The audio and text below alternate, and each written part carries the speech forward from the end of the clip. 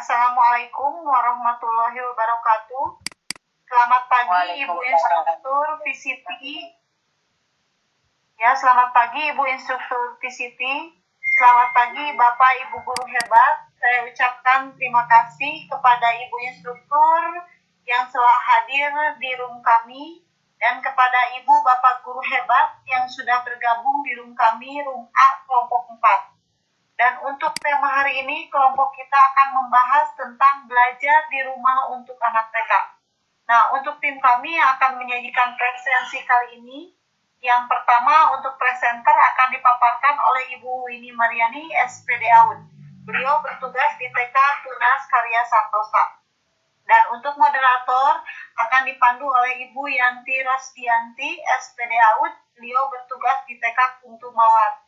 Untuk host saya sendiri, Hana Sofi Lutfia, SPDEK, dan saya bertugas di TK Kurotayun. Langsung saja untuk mempersingkat waktu, saya persilahkan kepada Ibu Moderator untuk memandu diskusi sesi 1 hari ini. Silakan Ibu Yanti, waktu dipersilahkan. Terima kasih kepada Ibu host yang telah memberikan waktunya. Marilah Ibu guru Bapak hebat, kita simak paparan dari presenter kita kali ini, Ibu Winnie Mariani SPD AUD. Untuk itu kepada Ibu Winnie Mariani SPD AUD disilakan. Terima kasih kepada Ibu moderator dan Ibu host yang telah memberikan waktunya kepada saya.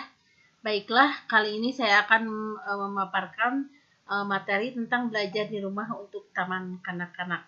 Bersama melawan COVID-19, tetap aktif, kreatif, inovatif, dan berakhlak mulia. Ibu-ibu dan bapak-bapak guru hebat, sebagaimana kita ketahui, komposisi kompetensi pada tiap jenjang yang tertera di layar ini kelihatan tidak? Ada Bu, jelas. Muncul. Nah, ini dari pendidikan anak usia dini sampai ke perguruan tinggi beginilah komposisinya.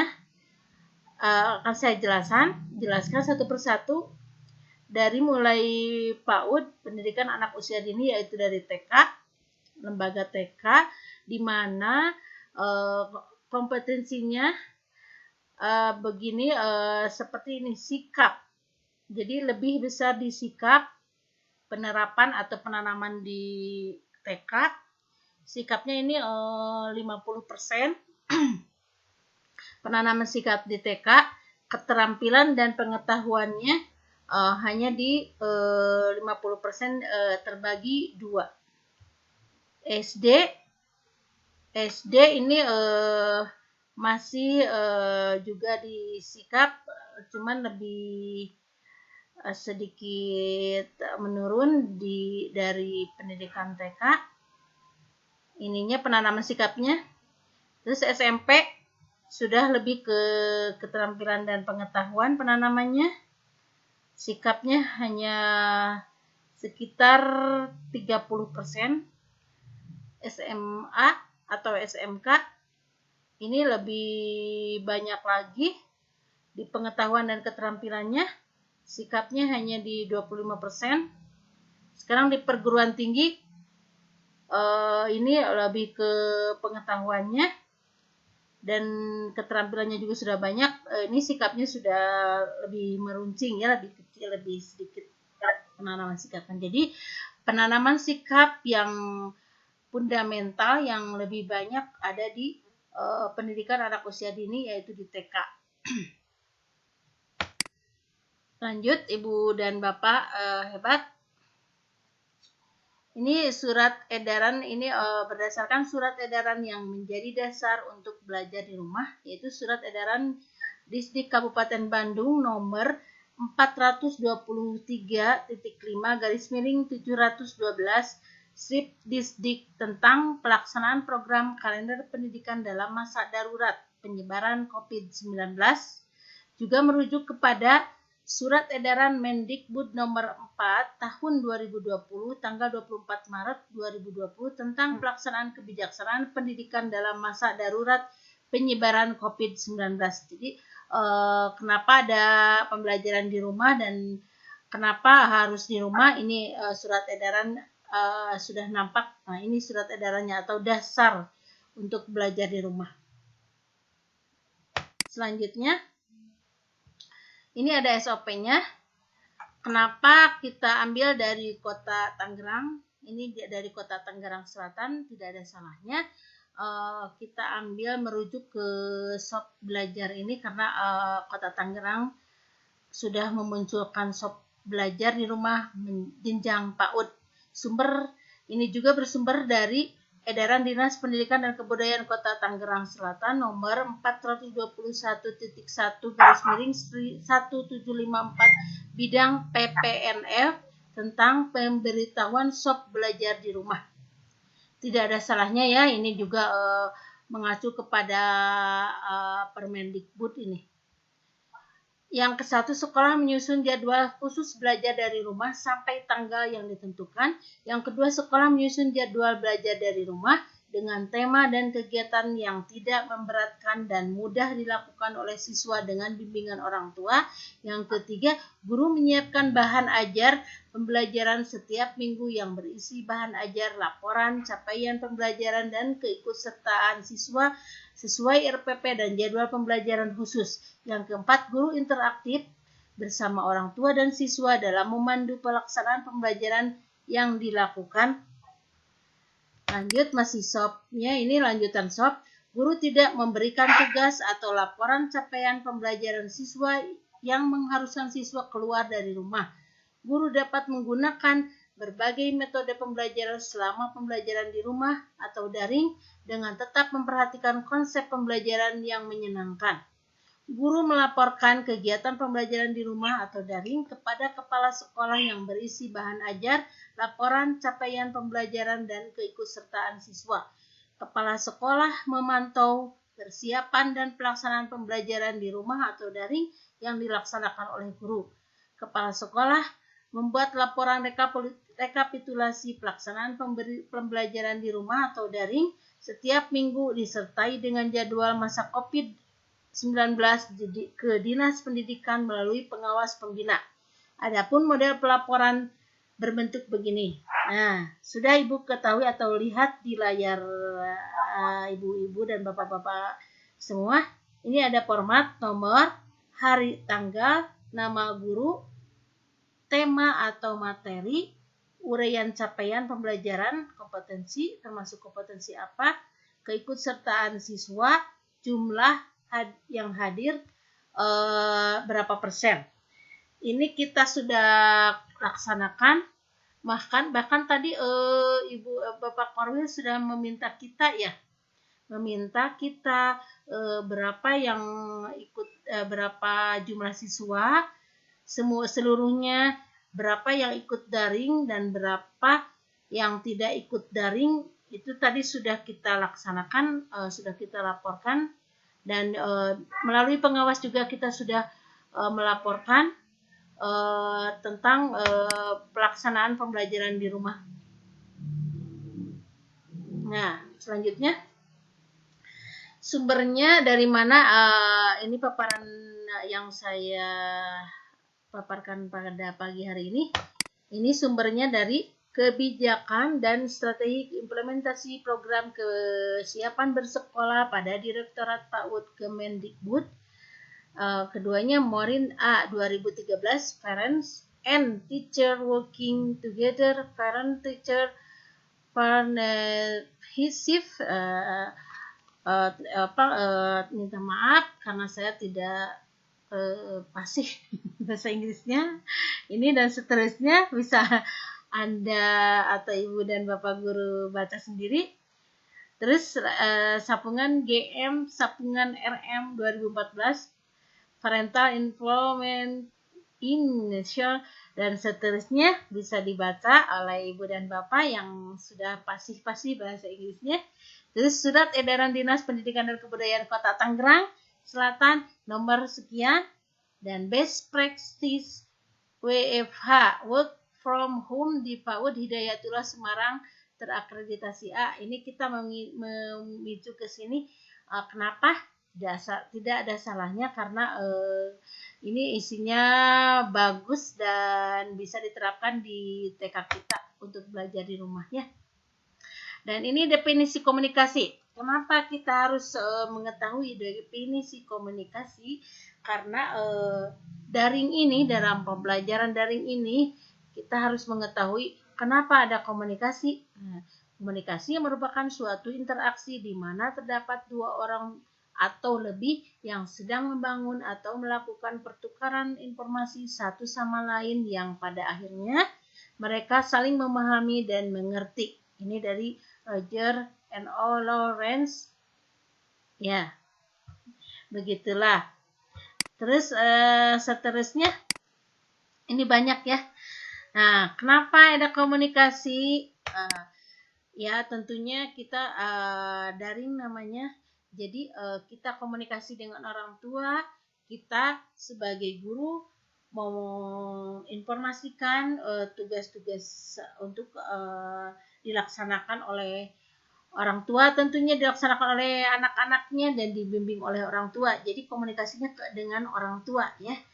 Kita komunikasikan kepada orang tua bahwa anak-anaknya harus dibimbing dengan tugas-tugas seperti ini. Saya ini ada contoh di TK saya. Nah, ini tanggal 4 Bu ya, tanggal 7 bulan 4 tahun 2020 ini. Mama, Bunda dan Ayah, hari ini anak-anak diajak belajar membersihkan rumah dari membersihkan tempat tidur sampai dengan membersihkan halaman. Tentunya tetap menjaga kebersihan diri, wajib memakai masker. Nah, maaf ya laporannya besok. Tugasnya dari sekarang hatur nuhun pisan karena bantosan anak. Nah, ini sambil melaksanakan tugas menghitung kesalahan berapa kali tetap dilaksanakan. Bicara kasar, tidak berdoa, tidak cuci tangan, tidak ikut sholat. Wilujeng ibu-ibu berikhtiar membantu menanamkan perilaku baik kepada putra-putri kita di situasi seperti ini. Kita ambil hikmah dari musibah ini, semoga menjadi ibadah. Nah, seperti itu contoh diambil dari WA kami untuk komunikasi dengan orang tua melalui WA ya, WA grup. Nah, ini masih ada, ini masih tetap Mama Bunda, nah belajar membersihkan rumah dan membereskan tempat tidur. Nah, ini masih terus. Maaf ya laporannya besok ya, sambil melaksanakan tugas ini masih seperti tadi. Itu selalu diingat-ingatkan kepada mamahnya, harus berkata yang baik-baik anak-anaknya, yang berkata kasarnya dihitung. Mulai hari ini dihitung berkata kasarnya berapa kali, tidak mencuci tangannya berapa kali, terus tidak ikut sholatnya berapa kali, dihitung sampai. Tapi itu tidak memberatkan ya, mudah-mudahan tidak memberatkan. Dengan pelan-pelan kepada anak-anaknya ibu-ibu. Jadi ibu-ibu bisa lah di situ membujuk ya. Jadi asal tidak memberatkan anak-anak. Tapi alhamdulillah di TK kami anak-anaknya bisa mengikuti dan turut ya. Mungkin itu satu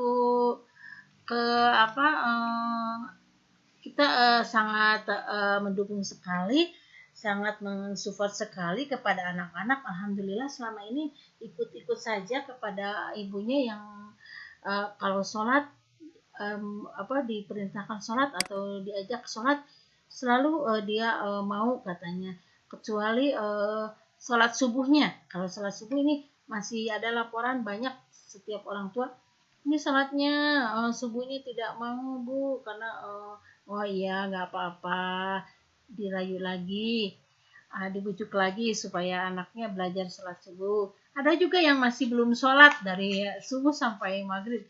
Bu ini nggak mau sholat, Arsen nggak mau sholat. Oh iya Bu, karena Arsen masih anak yang 4 tahun, kelompok A, jadi masih tetap juga dirayu atau supaya dia sampai ikut sholat begitu Bu. Tapi yang lainnya seperti mencuci tangan, oh mau Bu ini Arsen, olahraganya mau, tapi itu tetap sholat belum bisa, itu belum tetap ya harus diajarkan itu sholat dibimbing. Nah, apa yang menjadi kegiatannya di rumah? Nah, ini mencuci tangan, dia membersihkan tangannya sendiri. Nah, sambil dia sebelum masuk jamban mengucapkan doa, mencuci tangannya dengan 7 langkah seperti yang diajarkan di sekolah, diterapkan di rumah. Ini juga laporan dari mama-mama. Nah, dilaporkan nih Bu, Arka mencuci tangan alhamdulillah setiap sebelum makan, sesudah makan, dan sesudah memegang benda-benda itu cuci tangan. Sekarang harus banyak cuci tangan ya Nak ya, karena sekarang ini lagi masanya COVID-19, jadi COVID-19, jadi anak-anak tidak lepas atau harus sering-sering mencuci tangan. Ibu-ibunya juga harus memberikan contoh kepada anak-anaknya sering cuci tangan. Nah, ini juga. Nah, ini olahraga. Anak-anak suka olahraga dan ini dilaporkan oleh ibu-ibunya.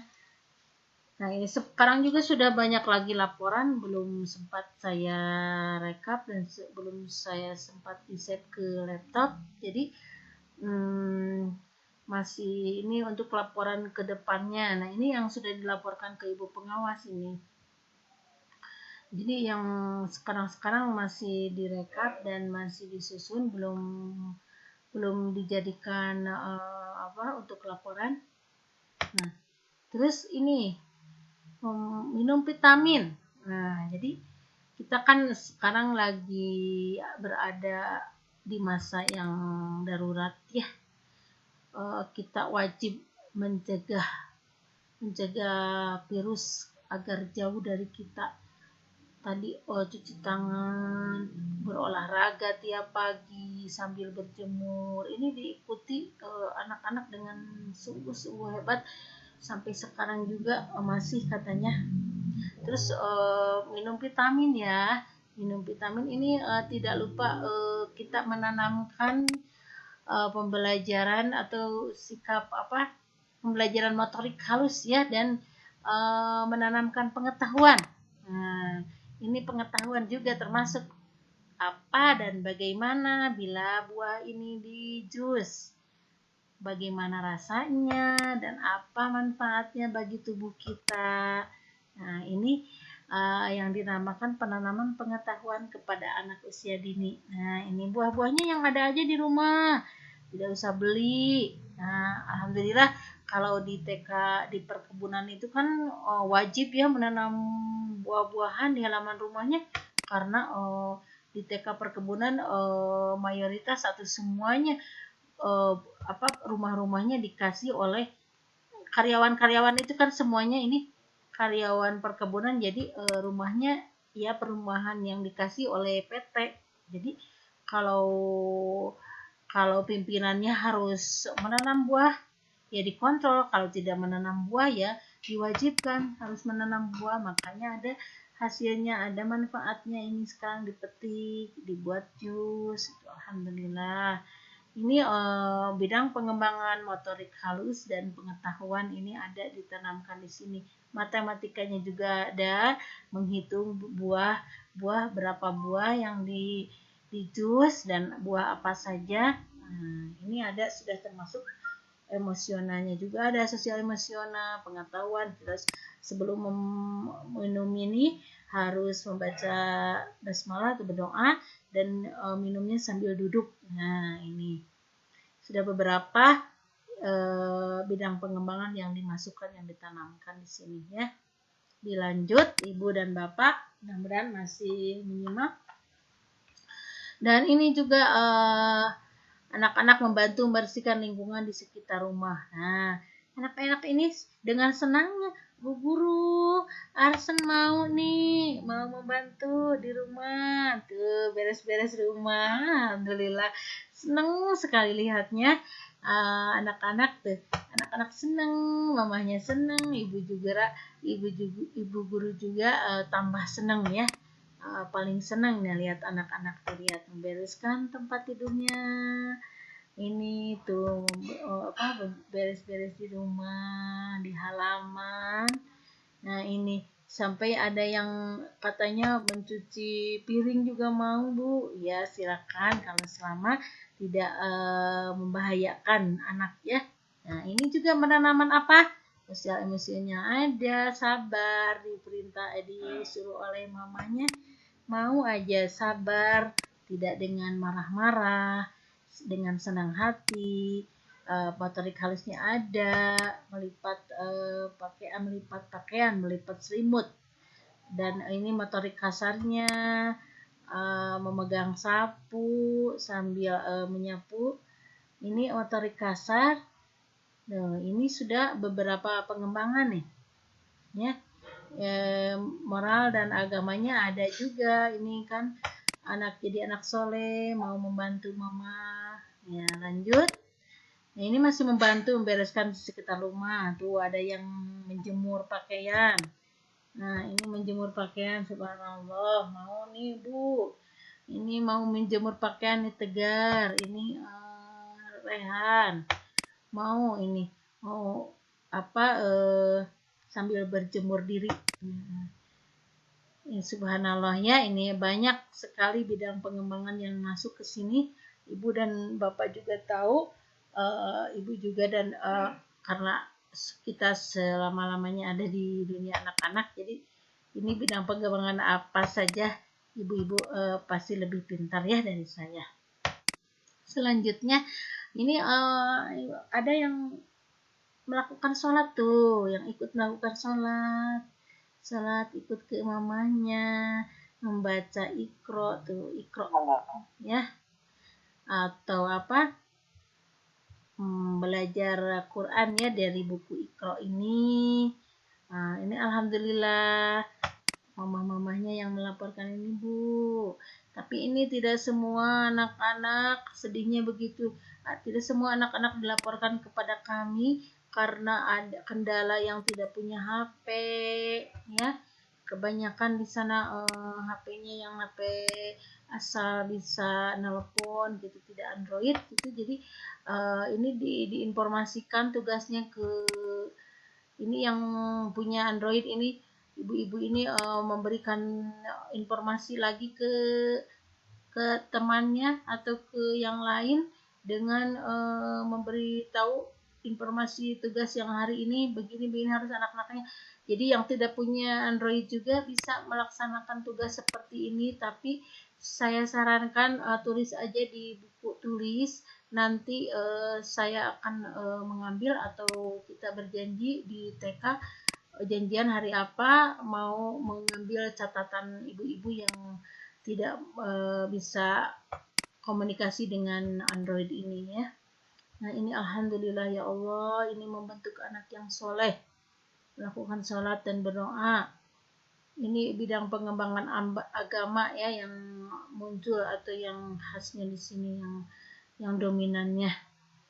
Terus anak-anak juga bisa kreatif, berada di rumah tetap kreatif, aktif dan kreatif. Ini kebetulan sebelum kemarin sebelum disarankan untuk belajar di rumah, jadi kita membagikan dulu LK ya, lembar kerja dari TK.